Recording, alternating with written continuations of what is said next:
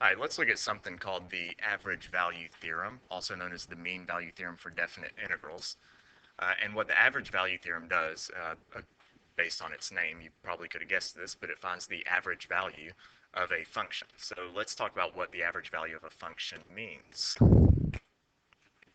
So to do that, I've given you a little graph here that I just kind of made up. And to give this a little bit more meaning to you, this graph, what it actually represents is the annoyance level of my mother-in-law. So this is mother-in-law annoyance right here.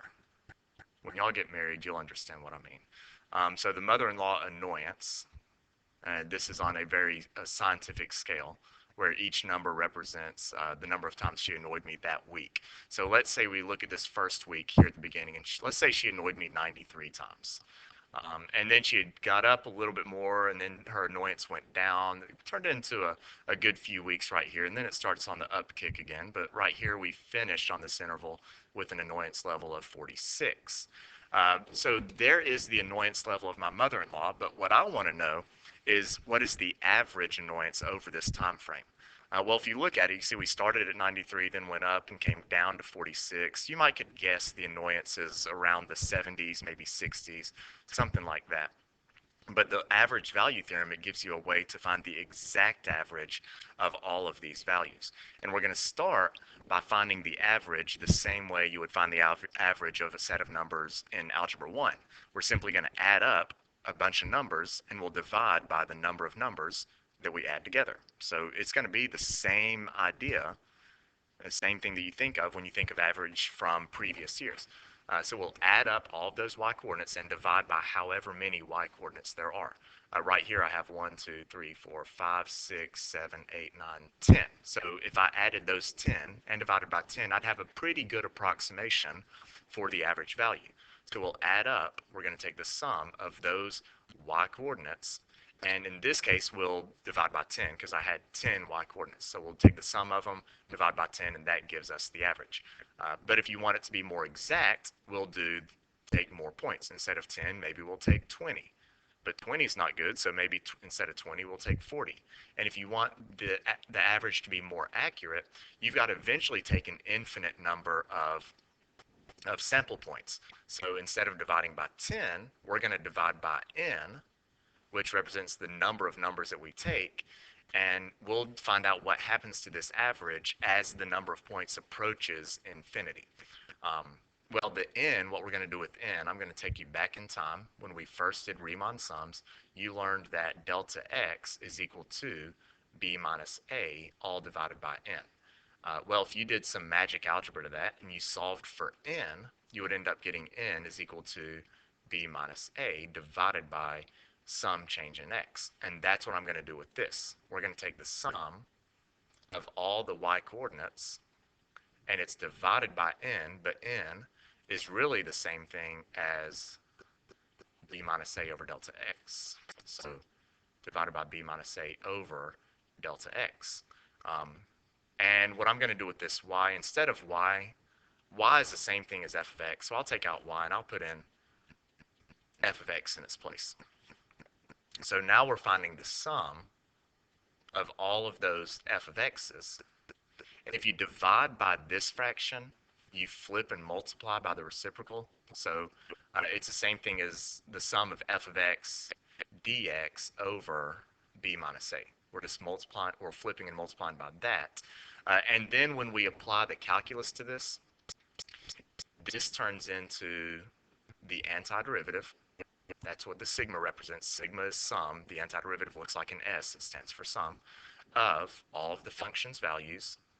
Dx becomes, or delta x becomes dx, and it's over b minus a.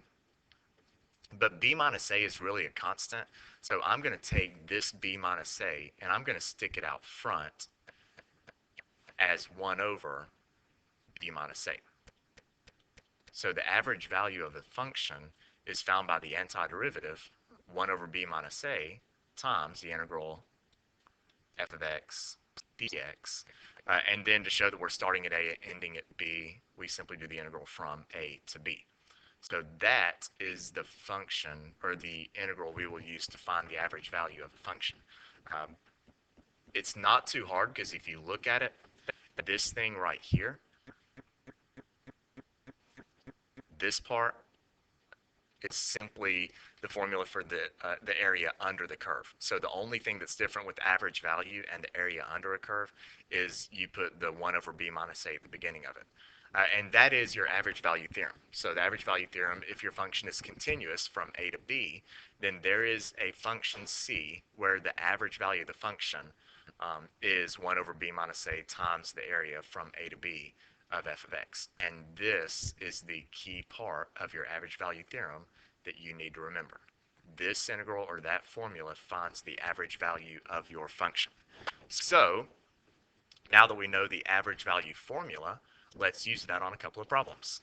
Let's try this one. Find the average value of the following function over this interval. There's my function. This is the interval. We're going from that a to that b. So I'm simply going to set it up. It's 1 over b minus a, which in this case is 3 minus 1, times the antiderivative from 1 to 3 of my function. 3x squared plus x dx. Setup is very nice, and then it simply becomes an antiderivative that we've all become very familiar with.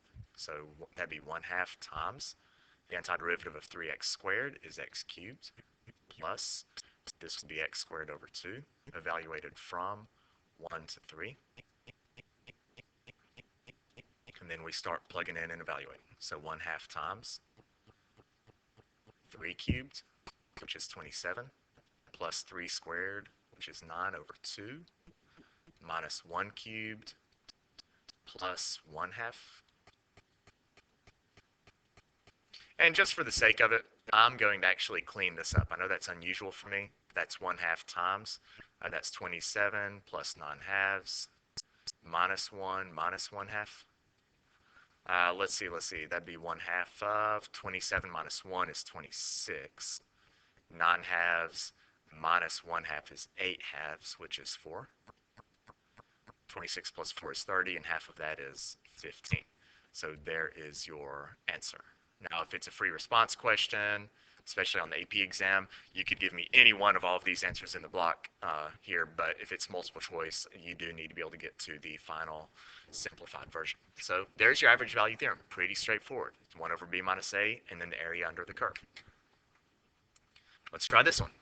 Average value of this function. Now, I intentionally gave you a trickier one here. It's 1 over 2 minus 0 times the antiderivative of x squared times the square root of 1 plus x cubed dx. And we have to integrate this function. Oh, we're going from 0 to 2. Forgot that. We have to integrate this, and this one's a little bit uglier. This is not just a simple power rule. We cannot simply distribute the x squared or do anything like that. So what I'm going to do to integrate this one, I'm going to start, wow, my integral signs are crap today. I'm going to start by changing this to 1 plus x cubed to the 1/2 power, just because I prefer seeing things like that.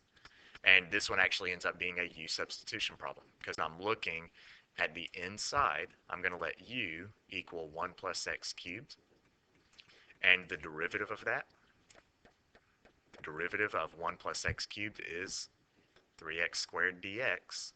And I've got the x squared and the dx. I only need a 3. I'll offset that with a 1/3. And here is my du. If you remember, it's been a long time since we've done a u sub problem, but in order for u sub to work, you have to find the du. Without the du, u substitution blows up and it ceases to work. So this becomes 1/2 antiderivative. Oh, it's 1/6. Oh, I need to catch that. It's 1/2 times 1/3. So let me get rid of this 1/2 and we'll change it to 1/6 times the antiderivative. All of this stuff that's circled in red comes out as the du. 1 plus x cubed, that is my u. So it's going to end up being u to the 1/2 du,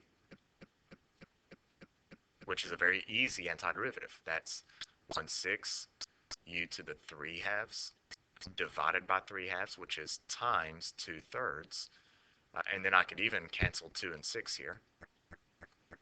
And I will go back and I will substitute my u in. U is equal to 1 plus x cubed. So this will turn into, oh, I forgot to 2 over 6 reduces to 1 and 3. Okay, so that would turn into 1 plus x cubed, all to the 3 halves, all divided by 9.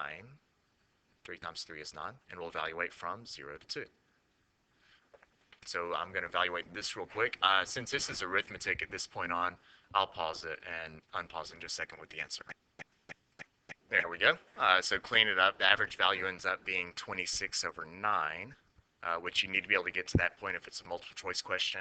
Free response, you could have actually stopped right here with this ugly stuff, but there we go. That is using your average value theorem. Now notice the average value theorem setup was right here the first step. After that, it turned into your integration skills. You cannot forget U substitution. Even though we didn't use it much with our volumes, it is going to show up some with average value, so you can't forget it. Last problem, it starts off saying find the average value of the following functions. Actually, that should just be function. There's only one of them. Over the given interval, and then find the x-coordinate at which the function achieves that average value. So let's start off and find the average value. So let's set that up. The average value is going to be 1 over 4 minus 1 times the area from 1 to 4 under the function x squared plus 1 dx. So we'll work on that. 1 over 4 minus 1 is 1/3. The antiderivative of x squared is x cubed over 3 plus antiderivative of 1 is x. Evaluate that from 1 to 4. So that's going to be 1/3 times, plug in 4. 4 cubed is 64 over 3 plus 4 minus, let's plug in 1. That would be 1/3 plus 1. Let's see, that was when I plugged in 4. Let's distribute. So that'll be 64 thirds plus 4 minus 1/3 plus 1. That would be minus 1.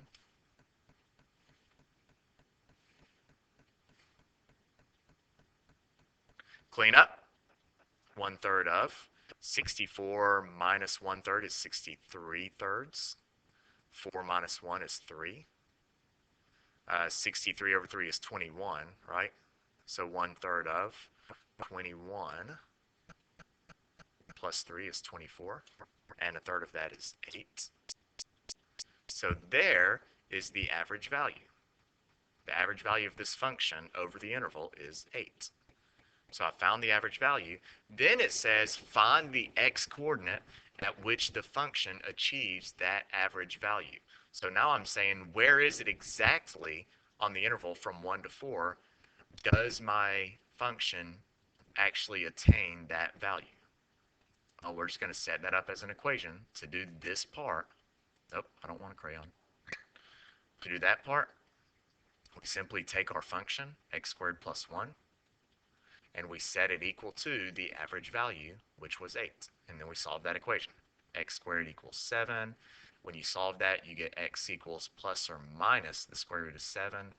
But remember, we're on the interval 1 to 4. There are no negative values from 1 to 4, so we get rid of the negative, and it happens at x equals square root of 7. So that's the x-coordinate where the function achieves a value of 8. And your function does achieve its average value somewhere on the interval. It absolutely has to. There's no way around it. So you should get an answer somewhere between 1 and 4, and the square root of 7 is something between 2 and 3. So that actually works out. So there's your average value theorem. That is the last thing on this unit, and hopefully that makes some sense to you.